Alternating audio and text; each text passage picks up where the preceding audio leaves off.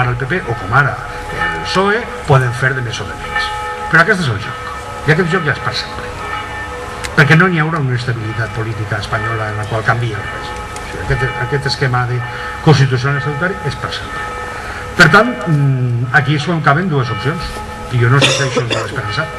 Les dues opcions són, o bé, s'ha acabat, és a dir, això ja ha arribat al límit màxim, va enrere, i a més, en un món globalitzat en el que no comptes amb l'Estat, quan pagues un 42% del teu PIB en impostos i l'Estat s'emporta el 10% cada any net, és el camí cap a la ruïna. Abans he dit algunes dades que són encara més esfereïdores. Per exemple, hi ha un índex de Nacions Unides, l'índex que se'n diu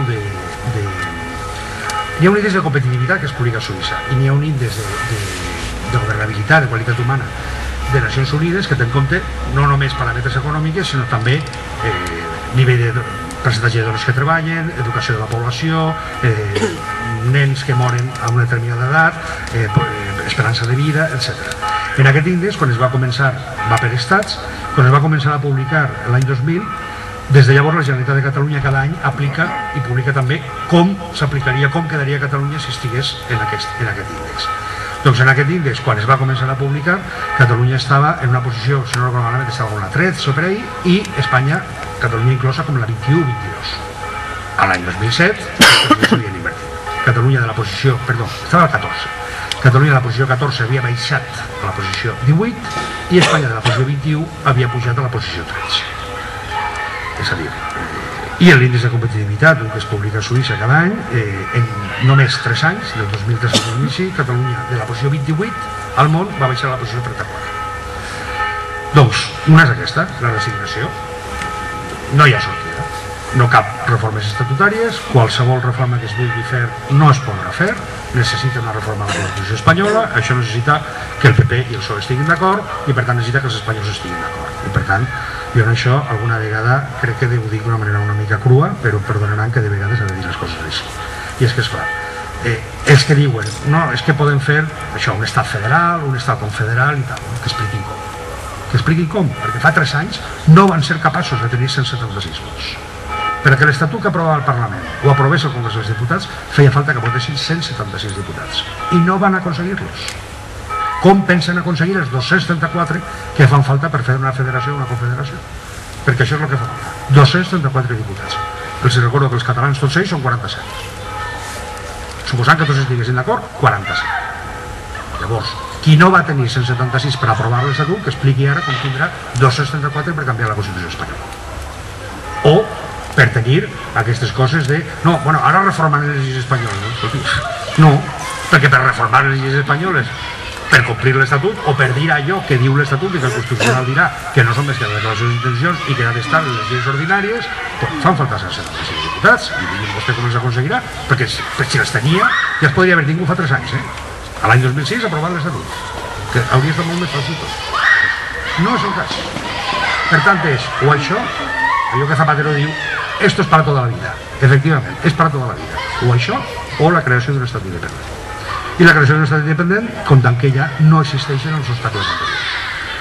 És viable econòmicament, no existeix dependència del mercat espanyol, no hi ha possibilitat de retorsió militar autoritària i, sobretot, en un estat democràtic no es pot impedir si es fa per una via oberta, democràtica i pel bo popular. Que aquesta és l'escletxa d'Arenys al capdavall. L'escletxa d'Arenys és haver descobert i haver estat capaços, que haver descobert no és tant, sobretot haver estat capaços i ser capaços ara endavant, quan es facin tots els altres, de, sense l'administració pública, poder fer que la gent voti d'una manera fiable. I això és el que front a un estat espanyol, que aquesta ha estat la primera derrota, aquella en la qual la vicepresidenta dient és il·legal i no és il·legal, s'ha fet. Perquè no és il·legal. Perquè no és il·legal. Aleshores, això, a veure, una cosa és que els juristes això debatem i una altra cosa és que la gent ho vegi en la realitat. I vegi que efectivament va a un col·legi electoral, n'hi ha unes meses, n'hi ha unes urnes, n'hi ha uns vots i n'hi ha una absoluta normalitat durant tot el dia amb la fiabilitat dels resultats de la mateixa manera que ho fa una junta electoral i de la mateixa manera que es fa per una administració electoral. Llavors, aquí és també el punt feble espanyol, sobretot, perquè, clar, i amb això acabaria. Quina és la diferència en cas d'altres estats?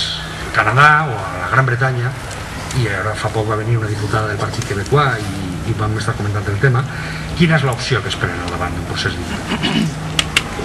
Montenegro en el seu moment, o Noruega en el seu moment, o Irlanda. Per part de l'Estat el que es fa és dir no, escolti, no els hi convé això, no els hi convé. Podem votar-ho, cap problema. Irlanda del Nord van votar l'any 74, va sortir el no, continuen. Al Quebec s'ha votat dues vegades, va sortir el no i continuen. A Montenegro es va votar, va sortir el sí i són independents, i així successivament. Però quin és el plantejament sempre?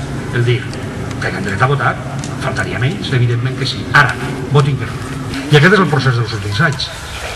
Quan alguna vegada, i amb això sí que prometo acabaré del tot, quan alguna vegada es diu, no, és que clar, això pot ser que sigui un sector de la societat catalana que s'hi està radicalitzant. Bueno, en primer lloc, aquí a Catalunya som tots, suposo que a banda de l'andalús que continua parlant en espanyol i que viu a Cornellà, també els que som aquí també som catalans, no? No som menys que aquells. I segon i fonamental, perquè justament el procés és aquest, justament el procés a tot arreu ha estat aquest. El procés ha estat en el que aquella part del poble que sosté i que manté aquesta reivindicació nacional, en un moment determinat, quan veu que no hi ha sortida dintre de l'estat en el que hi és, i a part des d'Irlanda fins a Polònia, fins a Grècia, i fins a Noruega, i fins a Montenegro, és el que opta per dir s'ha acabat aquesta història de l'autonomia dintre de l'estat d'un altre. Està por. I aquest canvi dintre d'aquest sector, aquest desplaçament de centralitat en aquest sector, és el que fa que, primer, que els partits que el representen i reben el seu vot també es desplacin. I, al capdavall, acaba tenint la majoria de la societat, o no. Al Quebec, per exemple, no han tingut la majoria. Ara, la situació a partir del moment en el qual l'Estat del Canadà veu que efectivament Quebec pot ser independent, amb el primer referèndum que va tenir el 40% dels vots, va canviar de la nit al dia. A partir d'aquell moment, el francès llengua oficial, justament perquè es tractava de convèncer els quebequesos de que votessin no. Comparem el cas espanyol al cas del Canadà. Al Quebec l'única llengua oficial és el francès. I al Canadà les dues són llengües oficials. En preu d'igualtat, de manera que qualsevol administració pública, qualsevol línia aèria que agafi, no per anar dintre del Quebec, sinó per anar des de, a mi m'ha passat, des de Vancouver a Los Angeles, allí no parla francès absolutament ningú. Totes les instruccions del vol i tot el que parlen és en anglès i en francès, perquè és una línia aèria del Canadà. I per tant, en anglès i en francès, quan vas d'una ciutat angloparlant a una altra ciutat angloparlant. És a dir, l'única llengua oficial al Quebec és el francès. No es poden posar cap mena de ròtol al carrer visible que no estigui en francès. Al Canadà, el francès passa a ser llengua oficial en igualtat. Totes les intervencions per part dels ministres, documentació pública, intervenció dels diputats en la cambra i en el Senat, etc., són bilingües. Bilingües vol dir que aquell diputat de Badajoz comença a parlar en castellà i es passa al català i torna a passar al castellà i torna a passar al català. Perquè ja s'ha convertit en un costum establert que no pots parlar només en anglès si estàs parlant en el Parlament del Canadà, perquè n'hi ha una part de la població que són menys percentualment el que som els catalans a l'estat espanyol que són francoparlants. Més uns poders totals per part del Quebec, més superàvit fiscal, perquè a efectes d'evitar la independència del Quebec, el que fa el govern del Canadà és abocar recursos al Quebec. És convèncer als quebequesos que estan millor dins del Canadà. No, aquesta és la diferència. Aquesta és la diferència. La sorpresa dels altres és de dir, però llavors el govern espanyol què fa? Dir que no es pot votar? Impossible. I per altra banda, econòmicament vostès com estan? No, però nosaltres és que som deficitaris. Deficitaris no podran aconseguir. O sigui, no podrà mantenir el govern espanyol això. Una situació en la qual estàs perjudicat econòmicament i la resposta és no pots votar. Això és impossible.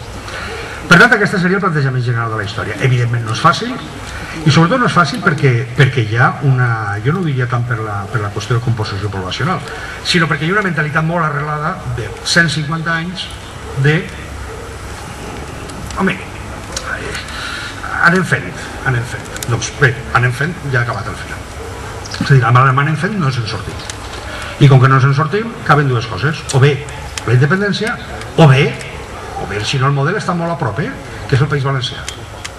Vostès miren el País Valencià, o miren el Rosselló, i aquí és on està el futur. El futur de Catalunya o serà allò, o serà un estat independent. I per tant és decisió dels que som aquí fer, decidir i treballar perquè sigui una cosa o perquè sigui l'altra. Moltes gràcies.